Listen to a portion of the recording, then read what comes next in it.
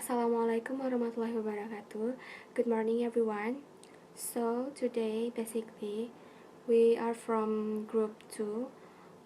Want to presentation our discussion. It's talking about the sounds of language and also the pattern of language. But before that, I want to introduce myself and of course my team. My name is Syafia Fariza, with student number A1 B2 19056. Firda Ramadani with student number A1 B2 19030, and Yuliana Antonia with student number A1 B2 19043. Okay guys, so first of all we want to talking about the sounds of language. So the sounds of language has phonetic. First, phonetic is the general study of characteristic of speech is called phonetics. So basically, phonetic is a branch of linguistic that studies how humans make a sounds or production of sounds. And then we have three characteristics the sounds of language. First is voicing. So basically, voicing have two character of sounds. First is voiced, and the second is voiceless sounds. So when the vocal folds are spread apart, the air from the lung pass between them unimpeded sounds product. In this way, we describe as voiceless. And then when the vocal folds are done together, the air from the lungs repeatedly push them apart. It passes through, creating a vibration effect. This sound products we call as voice. And the second, we have a place of articulation. So basically, place articulation is the location inside the mouth or which the constriction place. So to describe place of articulation, most consonant sounds we can start at the front of the mouth and work back. And the last but not least, we have the manner of articulation. So it's the configuration or interaction to the articulator speech organs such as tongue, lips, and palate when making a speech sounds. Time to review the sound. They are the example of the sound.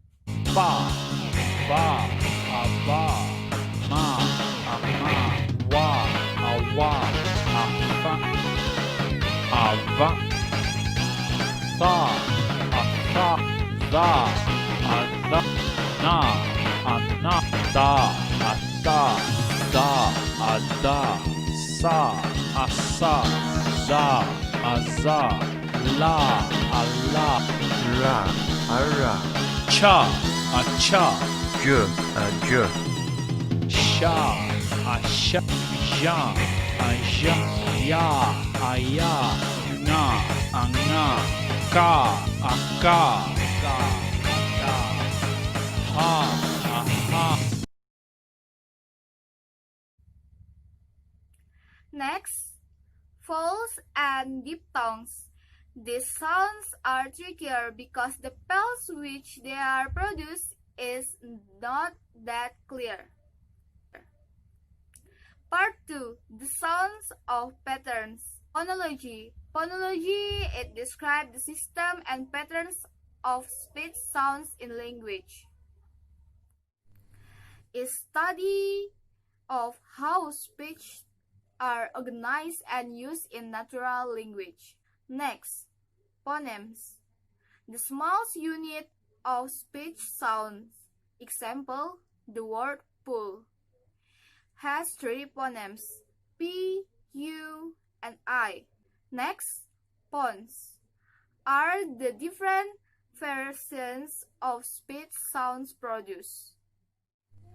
Example, the pronunciation of letter T in the words stop, stop, but, Butter.